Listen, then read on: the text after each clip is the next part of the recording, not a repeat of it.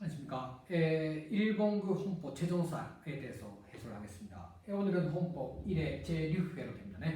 그래서 이제부터 일본그 헌법을 구체적으로 하나씩 확인을 해가면서 공부를 하게 됩니다만, 오늘의 헌법이 어떻게 제정되었는가 하는 제정사이죠.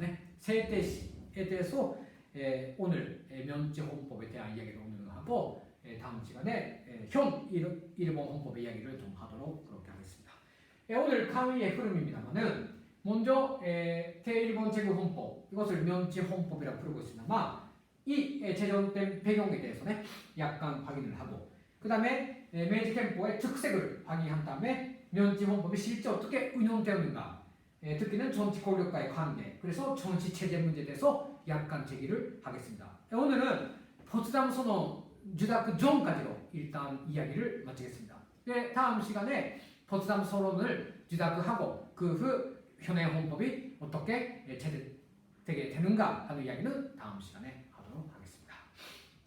그럼 먼저 면제 헌법입니다만, 일본 청소 있는 분들은 도와주세요. 다이니폰 태국 캠포 이렇게 되어 있습니다. 제목을 사기에서는 다이니폰 태국 캠포 찾아주시고네, 한번 찾아주세요. 아마도 일본군 헌법 뒤에 나와 있다고 생각합니다만, 여기에 또 일본군 헌법 뒤에 그냥 다이니폰 태국 캠포라고 해서 이어서 쓰고 있습니다.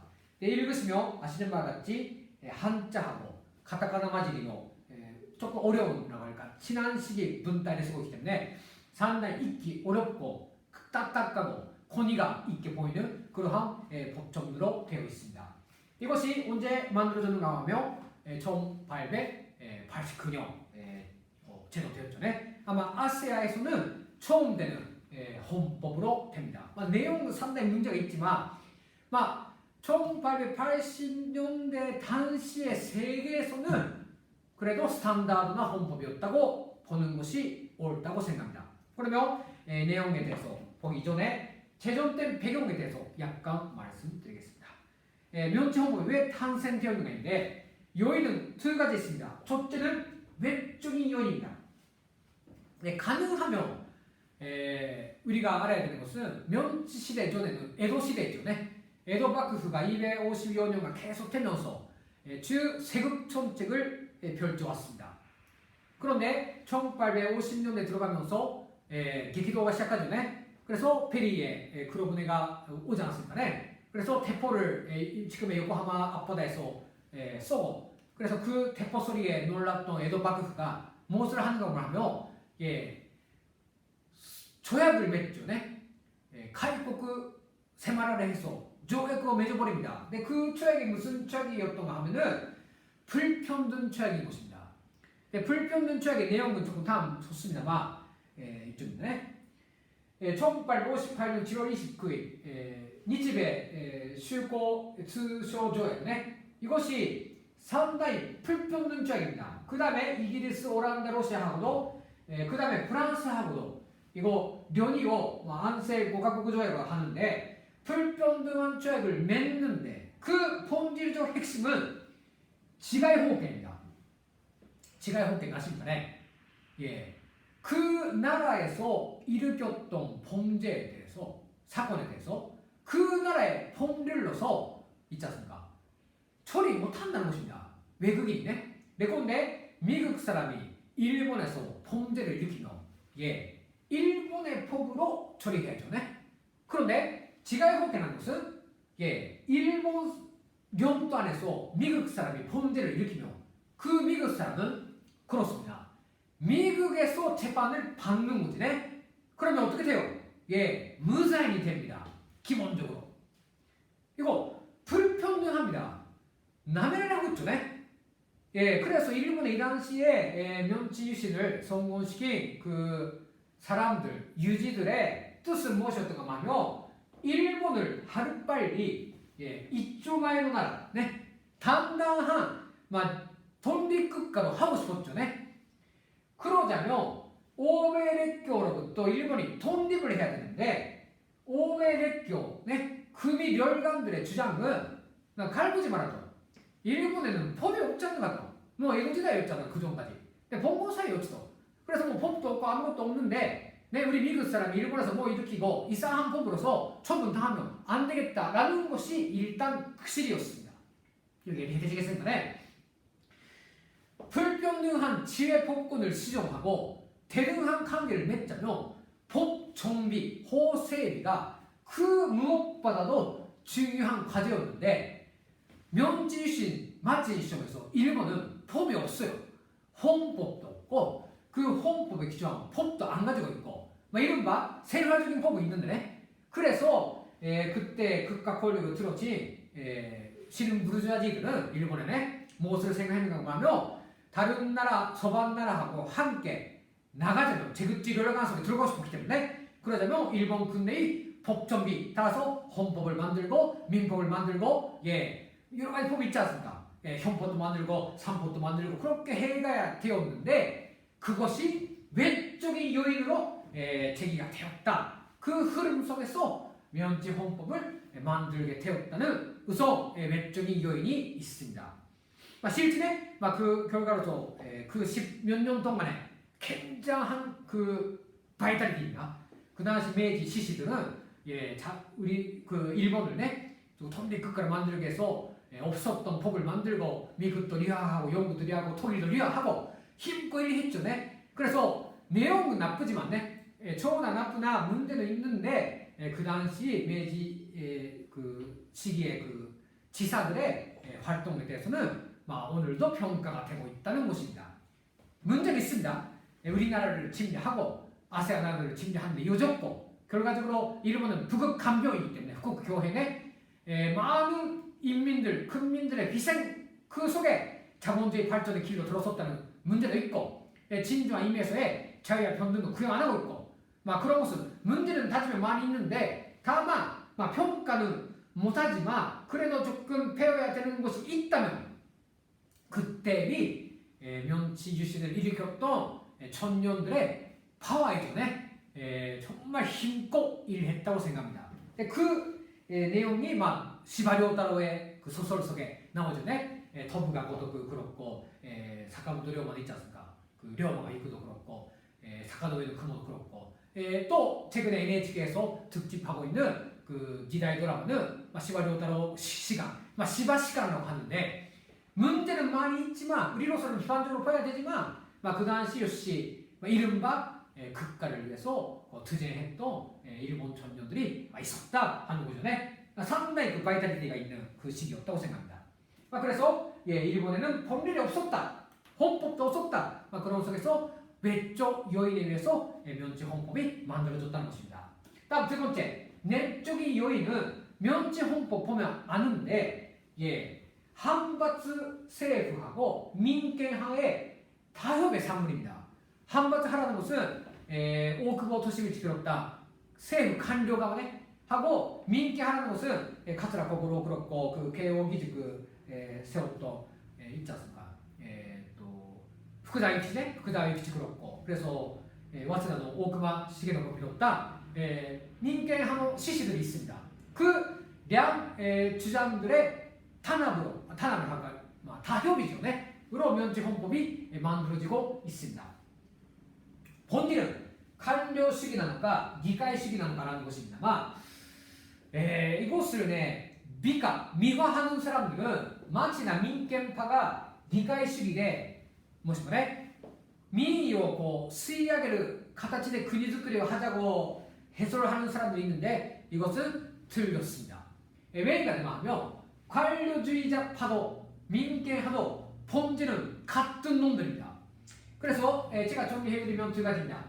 면치 헌법은 한바츠하하고 민権派의 타협의 산물이기는 하는데 헌법 조기 과정에서 항상 이니시아티브를 쥐고 있는 것은 관료가입니다. 한바츠 세부가입니다.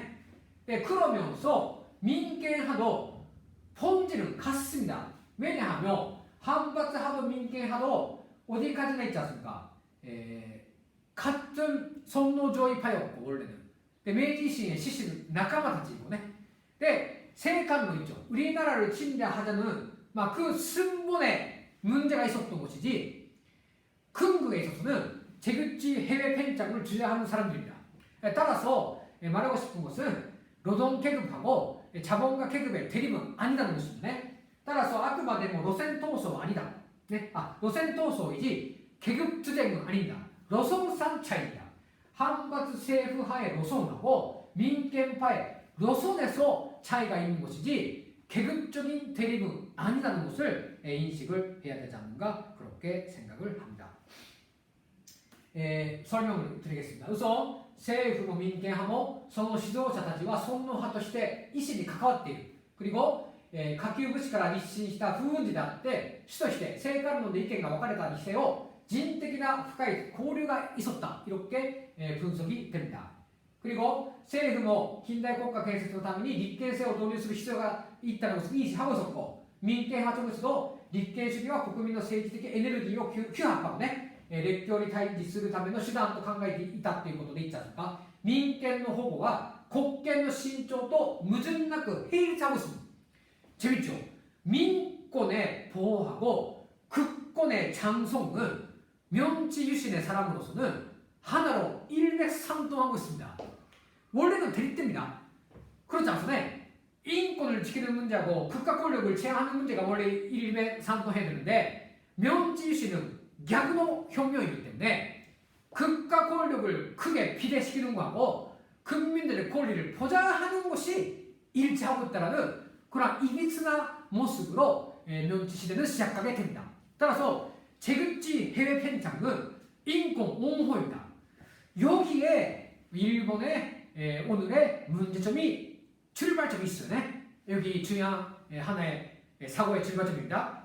일본 인민 국민들의 인권을 보장하는 문제하고 제국지 해외 편장으로 자본주의를 확대시켜 나가는 과정은 같습니다. 일본 사람으로서는. 네? 그런데 이것은 실은 반대입니다. 인권을 보호하자면 해외 편장하면 안 되죠. 네? 제국지전이. 그런데 이것이 모순이 없이 타협할 수 있는 상태에서 면제 헌법이 만들어지게 되었다는 것이 배경으로 설명드릴 수가 있습니다. 자, 간단히 집행에 대해서 말씀드렸습니다만 관련 정리로서는 면제 헌법 55조를 들을 수 있습니다. 한번 55조를 봐주세요. 메이지憲法の 55조 이렇게 규정되어 있습니다. 한번 읽어보겠습니까? 예, 그럼 한번 읽어보겠습니다.国務大臣は天皇を保筆しその責める人数 이렇게 되고 있죠. 네? 자, 이거 어떤 의미가国務大臣になれるのが 누구인가라는 것이 조문조 쓰지 않고 있습니다. 라는 것은官僚が 근무 대신에 될 수도 있고 議会で選ばれた人間있지 않습니까? 위에서 손질을 뗀 사람이 근무 대신에 될 수 있다. 양쪽으로 이해할 수 있는 산물입니다. 조문이네. 그런데 실제는 양쪽 되었고 어느 쪽이라도 좋았다라는. 그런데 어느 시기는官僚가 지배하고 어느 시기는 민계화가 지배하는데 이러한 헌법이었기 때문에 마지막은 군부가 정치를 지배하게 되는 결과를 초래하게 됩니다. 이것은 후에 또 보겠습니다.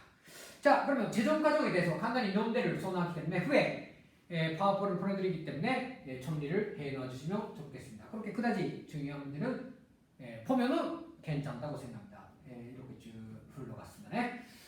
그래서 1883 7월에 가족을 에어세트하고 1889년에 공부했다. 그렇게 되고 있습니다. 자, 그러면 11월 29일에施行되어 있죠. 이런 흐름으로 되겠습니다. 1890년 11월 29일. 그래서 재미있습니다. 면제 헌법을 발표하는 것은 2월 11일 기겐세트죠. 일단 아마테라스 오미카미가 일본을 만들고 이거 시와 얘기입니다. 천황의 나라 일본을 세운 것이 2월 11일이죠. 그래서 이 2월 11일에 맞추고 면제 헌법을 공표합니다. 따라서 일본의 나라가 천황의 나라라는 것을 선포한 순간이었다. 이렇게 해석을 하도 과언은 아닙니다. 자, 면제 헌법의 특징 보겠습니다. 면제 헌법 특징은 크게 아까 말씀드린 대로 1880년대의 헌법으로서는 스탠다드 헌법입니다. 그런데 상당히 천황의 태권을 크게 인정한 천황의 헌법으로 되어 있습니다. 내용을 보면 첫째로 일단 민주적인 요소가 있습니다. 위해제를 수립하고 있습니다. 후에 체크해 주죠. 그 다음에天皇の大権の行使に国務大臣の放出をしようとする大臣に責任性が取られ하고 있다. 이거 55조. 체크해 주죠. 네, 55조. 그 다음에 신민의 권리가保障되고 있다. 진민とか 국민 때 말하는 것은 신민의権利입니다. 어디까지나? 류호츠키입니다. 그 다음에 시호権の 独立가 확보되고 있다. 이렇게 해서 각 조문이 있기 때문에 조문을 체크해 주시면서도 문제는 명백히 전환제입니다. 예,天皇制 국가이기 때문에 모든 위해제든지 인권든지 보장하고 있지만 모든 것이 류보,保留付き이고 산단점도 제약이 있었고 특히 신교의 자유 같은 것은 전환제 위 전환에 어긋나지 않는 한은 신교의 자유가 認められる 이렇게 되어 있기 때문에 산단점도 od제적인 그러한 헌법으로 되어 있습니다. 반민주적인 요소인데 우선 전환은 국가의 원수이고 정치권의 전담자로서 평범한 강대한 대권을 보유하고 있습니다. 가지고 있다네 보유하고 있다는 것입니다만 法律보다 적례가 강하고議会보다天皇の命令が 강한 것이기 때문에 이거 전환 독재 국가입니다. 본질적으로는 그것이 어떻게 악용되는가? 군부입니다. 군대가 전환제하고 융합됨으로써 마지막은 하나도 내각의 기능을 넣지보다는 군부 주도의 정치 운영이 실현 가능하게 되었죠. 네, 막을 수 없습니다. 막는 소지가 없는데 그래서 비과학적인 승산에 기초한 이거 대표현 정책 그래서 제2차 세계대전 이렇게 넘어가는 것이죠. 네, 그 이야기는 후에 하겠습니다. 자, 두 번째로 전환계는 제국회의 협상, 협찬을 요신할 필요로 하지 않는 광범한 불입법권이 포함되어 있었다. 아까 말씀드린 예입니다. 기독교인단은 비민주적인 요소가 있어서 리가이세로 세조고 하방다. 위해제의 발전을 저해했죠. 네? 그리고 마지막에 국민의 권리의 대부분이法律 류보, 법률의 류보가 붙고 있어서 보장이 불충분했다. 이렇게 말씀드릴 수가 있습니다. 법 조문을 보는 것도 좋고 실제 면치 시대 그래서 제2차 세계대전 직전에 일본 사회가 어떤 사회였던가 하는 것을 우리는 알고 있기 때문에 많이 역사에서 공부했고 그것을 알면은 면치 헌법이 어떻게 운영되었는가 하는 것을 실질적으로 실감을 할 수 있지 않는가 그렇게 생각을 합니다. 자 마지막에 면치 헌법의 운영, 정치 권력과 정치 체제 이야기를 하겠습니다. 우선 포필제입니다. 면치 헌법에서는 내각 정리 대신이 있지만内閣総理大臣은 어디까지나 또 권한이 없고 그저 모든 다이징에 한 사람이 없고 호기스 전환을 받드는 포필제를 실시하고 있기 때문에 결과적으로는 그 모든 내각이 뭐랄까네 위해제하고協議体として 존립 안 되고 있는 상태입니다. 따라서 그天皇は 무도색이天皇에는 책임이 없고 호기스하고 있는 그 대신들에게 책임이 있고 그런데 내각은合議体としての手を出さない라는 것이기 때문에 상당한 정도 그 정치 운영은 어렵지 않은가 그렇게 생각합니다.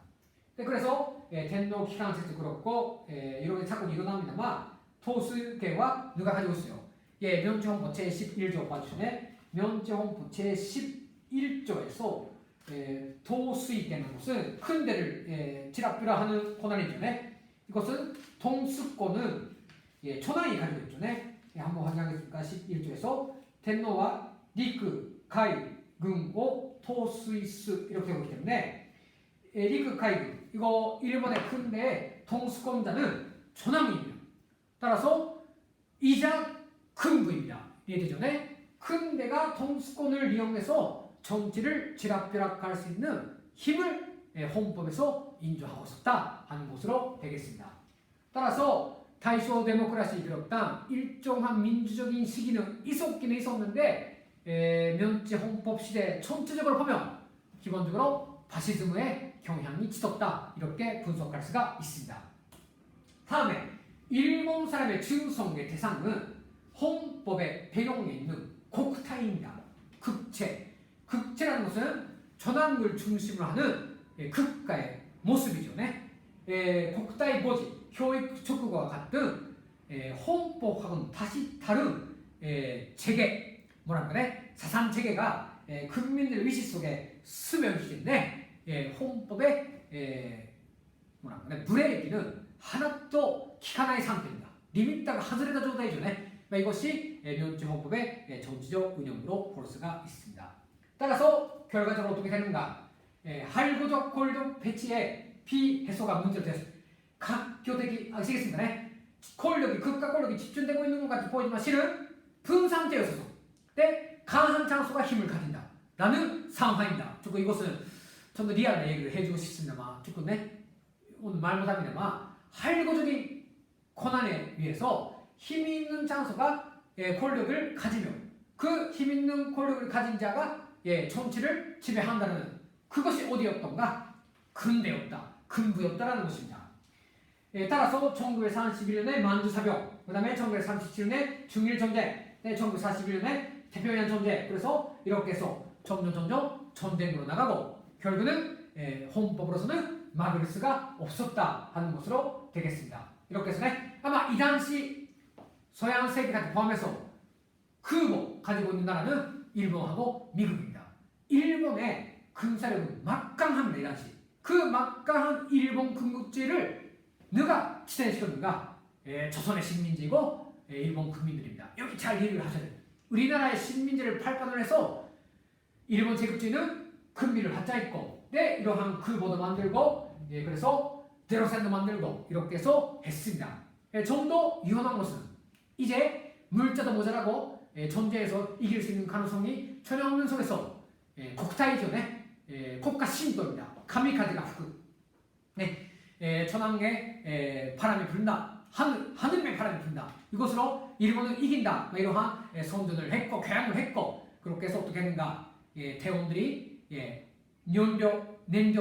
연료가 반밖에 안 들어있는 비행기 타고 제로센 타고 덕고다이로서 가미카제 덕고다이로서 미국의 그남의 다이아들이 하고 죽는다라는 그러한 세계 인류 전쟁 사상 있을 수 없는 상황이 일어나게 됩니다. 정리한 학생들은 이 한년식에도 오키나와에도 가게 됩니다만 오키나와전도 그렇지 않습니까? 희생입니다. 천황군에서 죽고 수단지겠습니다. 집단자결이라는 이것도 전쟁 인류 사상 있을 수 없는 그러한 정말 산식으로서는 생각 못하는 상황이 교육의 셋노하고 또 군국주의 교육의 결과로서 이렇게 나오게 된다는 것입니다. 그러한 비인간적이고 비인권적이고 차마 이성을 가진 사람으로서는 생각하지 못하는 상황이 왜 빚어지게 되었는가? 그 근본 요인이 면제헌법의 내용 속에 있었다는 것을 우리는 발견해야 되지 않는가 그렇게 생각을 합니다. 일단 일본군 헌법하고 면제헌법의 차이에 대해서 확인을 해놓았습니다. 제가 강조드리고 싶은 것은 면제헌법의 이러한 반성으로부터 제2차 세계대전 이후에 오늘의 일본 헌법 조문이 어떻게 만들어졌는가 여기를 이해를 해야 된다. 왜냐하면 오늘 일본 헌법 개정론자들이 나와서 헌법을 개정하겠다 그렇게 말하고 있습니다만 그렇게 하는 것이 얼마나 부당한가 하는 것을 알자면 제2차 세계대전 이전 시기 면제 헌법이 얼마나 부당했기 때문에 그렇게 비인간적인 상황이 처리되었는가 것을 역사적으로 잘 알아야 한다 하는 것으로서 좀 도표화를 해놓았습니다. 이에 대해서는 또 후에 공부를 하겠습니다만 주공, 전황에 대해서 어떻게 생각하고 있는가, 황실에 대해서 어떻게 규정했는가, 군사에 대해서 어떻게 규정했는가, 그리고 기본적인 권에 대한 규정,立法, 내각, 사법, 그리고 재정, 지방자치, 헌법 개정, 제국 복선, 사회권 혹세네 이렇게 돼갑니다만 이 내용들에 대해서는 후에 일본군 헌법을 뵐 때 또 구체적으로 공부를 하겠습니다. 후에 조금 자학습할 때 또 이 도표도 봐주시면 좋겠습니다만 얼마나 면제 헌법 규정에서는 조금 전환 중심주의 또 국민의 의사를 외면하고 일부의 그 할고적인 그러한 지배권을 가진 사람들이 국가를 운영할 수 있는 시스템으로 되어 있었는가 이에 대해서 오늘의 현행 헌법이 어떻게 그것을 부정했는가 하는 것을 대비를 하면 잘 알 수가 있다고 생각합니다. 전환주권으로부터 국민주권으로 그리고 되었죠. 또 사회권 도직의 소란사로부터 산진천황으로 이렇게 되었고 이렇게 세소부터 호기로 이렇게 되고 있죠. 인권에 대해서는 류호츠기 인권부터 무조건 인권으로 이렇게 되었고 이렇게 해서 하나씩 그 어떻게 법정이 달라졌는가 하는 것을 보시며 내용을 기울일 수 있지 않는가 그렇게 생각합니다. 예, 좀 시간이 많이 갔기 때문에 이상 마치고 생각합니다만 마지막에 명제 헌법에 문제가 있었다는 것을 명백히 해야 되는 것은 헌법사 왜 그렇게 문제가 나오지 아니할 수 없었던가 그것은 명제 헌법의 최종 과정에 힌트가 있습니다. 따라서 오늘 수업에서는 조금 지지에 안 맞기 때문에 깊게는 못했습니다만 동무들 앞으로 명제 헌법이 어떤 배경 속에서 재정되게 되었는가 하는 것을 한번 여러 가지 서적들을 통해서 깊여보는 것도 오늘의 일본을 아는 중요한 내용이 되지 않는가 그렇게 조금 제기를 드리겠습니다. 그러면 다음 시간에 포츠다무 선언의 주다크 부터 수업을 계속하도록 하겠습니다. 그러면 오늘 수업을 이상